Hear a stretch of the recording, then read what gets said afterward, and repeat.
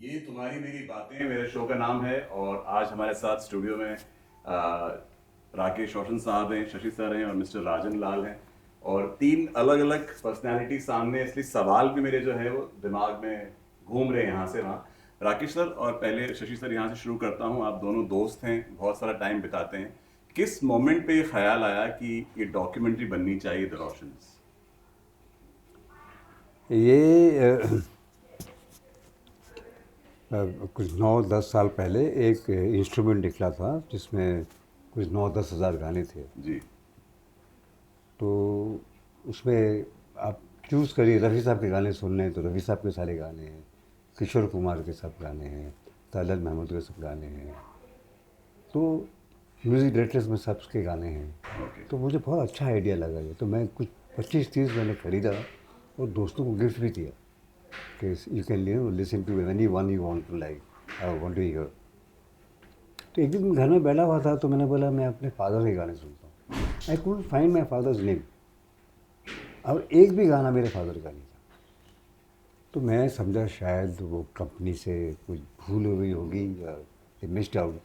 So I called them up and I told them कि मैंने ऐसा है, ज़रा देख लीजिए, I think there is some mistake. So they didn't revert back. तो वो एक दिल में एक वो कोफ सी रह गई कि my father gave such good composition, his name is not there, how what should I do, I can't do anything about it. So I was sitting with Shashi 3 years back. तो I just told him कि ऐसा ऐसा हुआ है। तो he said कि क्या तुम, why don't you make a documentary on it? So I said, yeah, that's a good idea. Then after 2 days I told Shashi that Shashi, आज के जो generation है, my father died about 60 years back. Will they connect? Why not make all the three Roshans? With me, with Rajesh and with Ritik, so that through us we can connect the audience to him also. And he liked the idea, and then from there onwards he took over and he started researching, and that's how we started.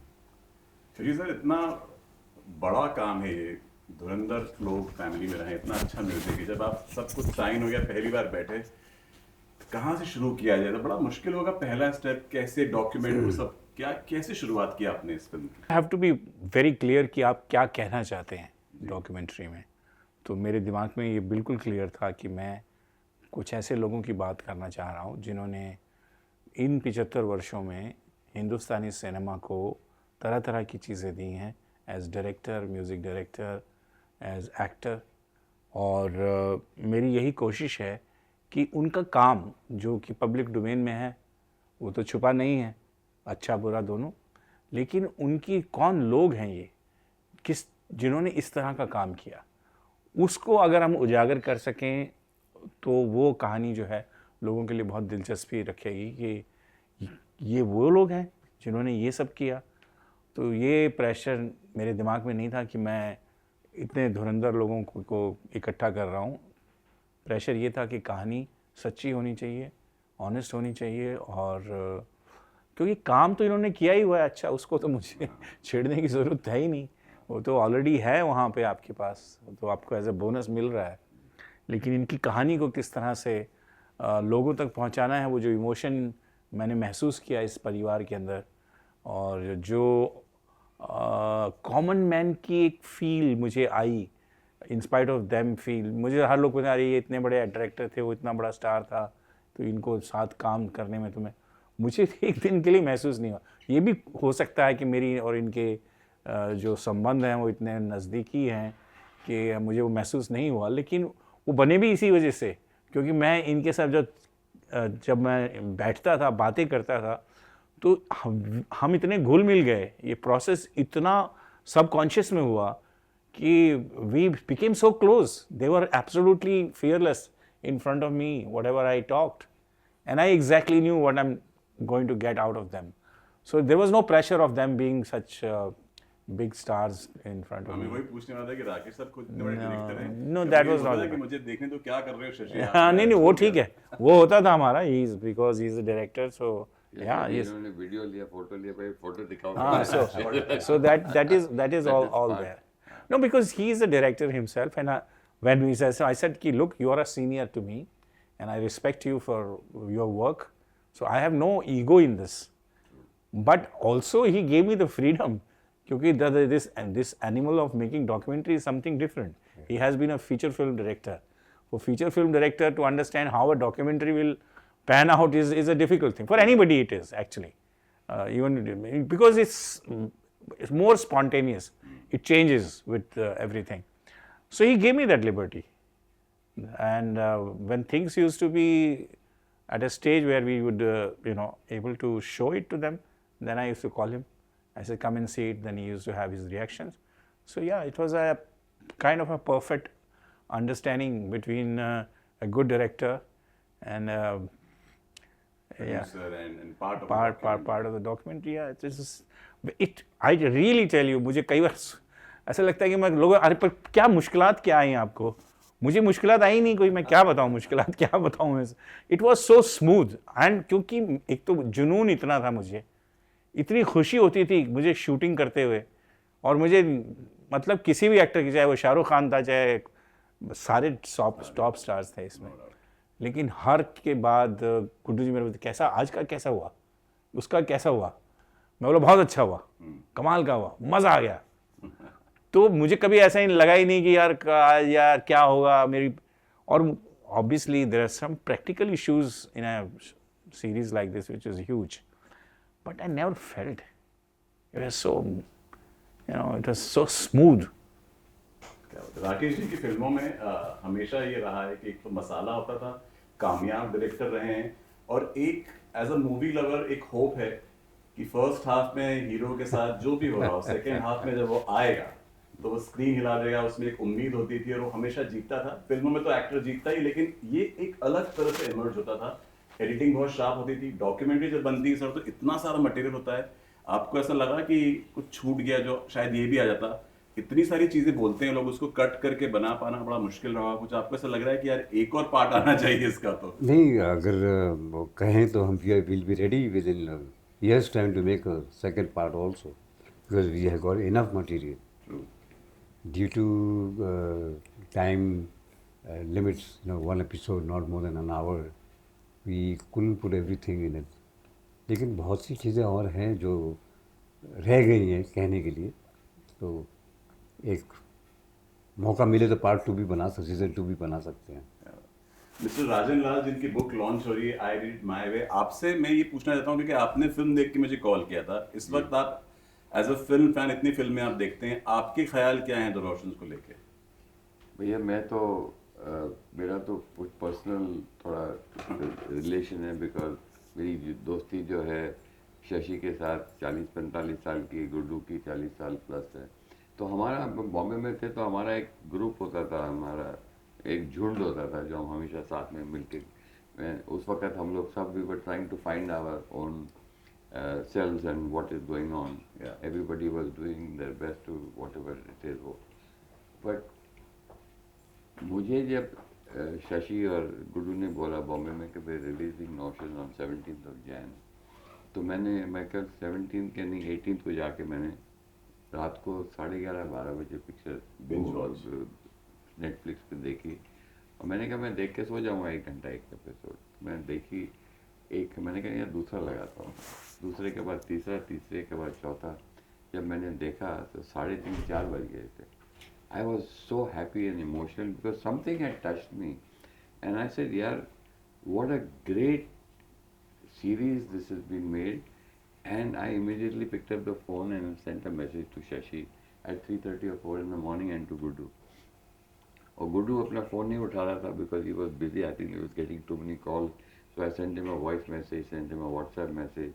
What a great thing you've done. And Shashi, next day I called him up and I said, what a great job. Because इसमें क्या है कि मेरा थोड़ा सा जो मैं जानता हूँ फिल्मों का is basically it's the emotional aspect of a document. Documentary is not just एक documentary बना दी. It was the emotional connect which Shashi understands, which Gudu understands, is that the emotional connect. There were so many scenes in that film where I had tears in my eyes, especially the one with the Kedar Sharma, where Kedar Sharma is talking to Roshan about तुम्हारा इम्तिहान का वक्त है, बोला आपका नहीं मेरा है, मेरा इम्तिहान. you know, and then one scene where Gudu is talking, standing there, talking about his father and talking about, and I could see the tears in his eyes.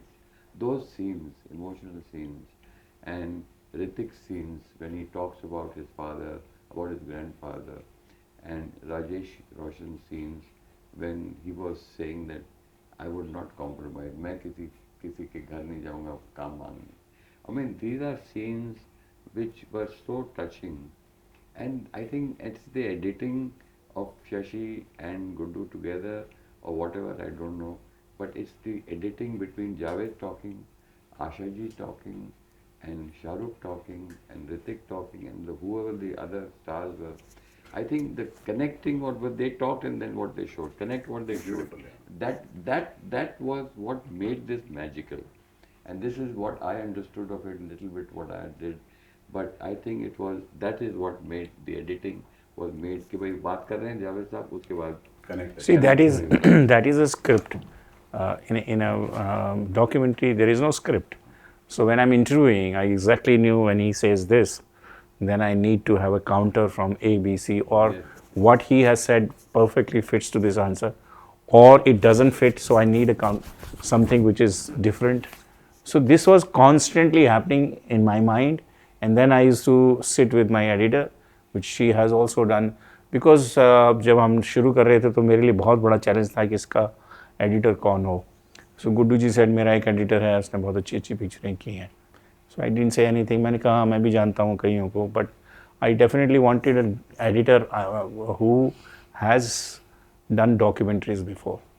Because इसका जो कटिंग पैटर्न, इसकी जो narrative है वो बिल्कुल different होती है फिल्मों से. फिल्मों में एक स्क्रिप्ट होता है, आपको मालूम है ये सीन है, इसमें इतने पर्टिकुलर शॉट्स हैं, ओके शॉट ये हैं, ओके को आपको अरेंज करना है. हियर इट्स अ वास्ट जंगल, आपको ऐसे एक एक चीज़ चुननी है उसमें से. So somebody suggested me 3 editors, उसमें से एक गीता थी. और गीता को मैंने जब फ़ोन किया, मैंने कहा क्या कर रही हो तुम आजकल.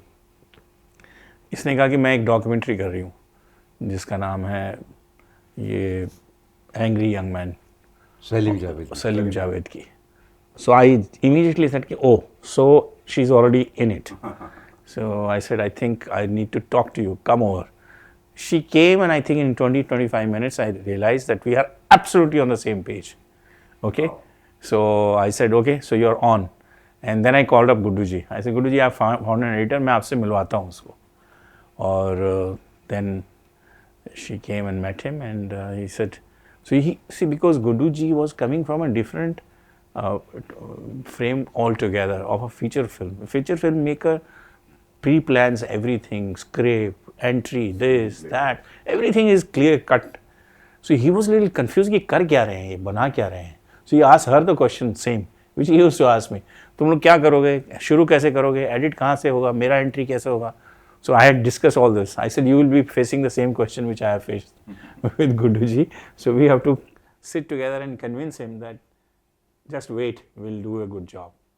So which I'm fortunate, because what happens when there is a director who's himself is very successful can be very annoying, because he also knows things, what you doing. वैसा कुछ झलक तो नहीं हम कर रहे थे. But I think in spite of the fact that he's very spot on the person in life on everything he does, not only filmmaking. इनको गार्डनिंग भी करती है तो पत्ता भी कौन सा है, कहाँ से है, इनको सब मालूम होना चाहिए. तो इनका वो नज़रिया है ज़िंदगी के बारे में.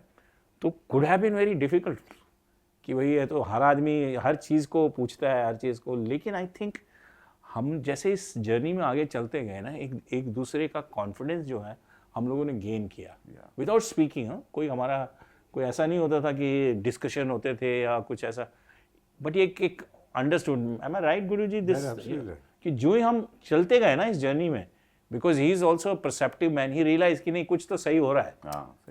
इनको भी कहीं लग रहा था कि ये कुछ सही हो रहा है तो इनको करने दो. और फिर जब हमने इनको पहली बार कट दिखाया तो I think that was a moment where he realize that we are on the right track, and that first cut was of Roshan Saab. Lovely.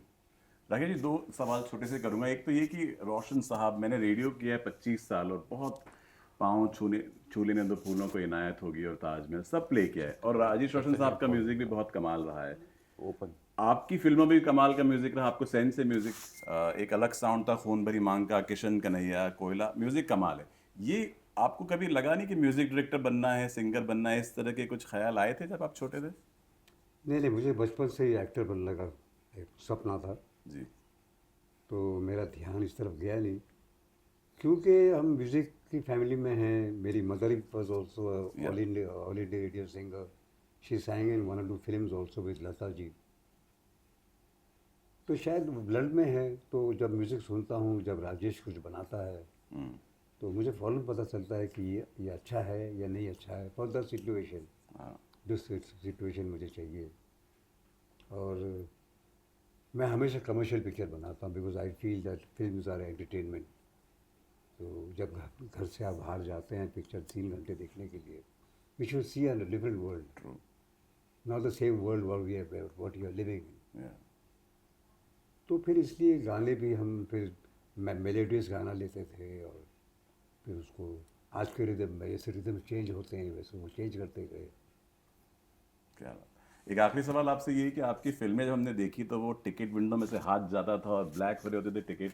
अब दुनिया ओटीटी पे आ गई है, ये वर्ल्ड आपको कैसा लग रहा है जब सब कुछ एक साथ आ जाता है, सब घर में बैठ के बड़ी बड़ी स्क्रीन पे देख रहे हैं? ये फिल्म भी आपकी नेटफ्लिक्स पे आई है, आप कंज्यूम करते हैं बहुत सारा कंटेंट, कैसा लग रहा है ये दुनिया जो बदल गई है? नहीं, टाइम्स आर चेंजिंग, ये ट्रांजिशन पीरियड है।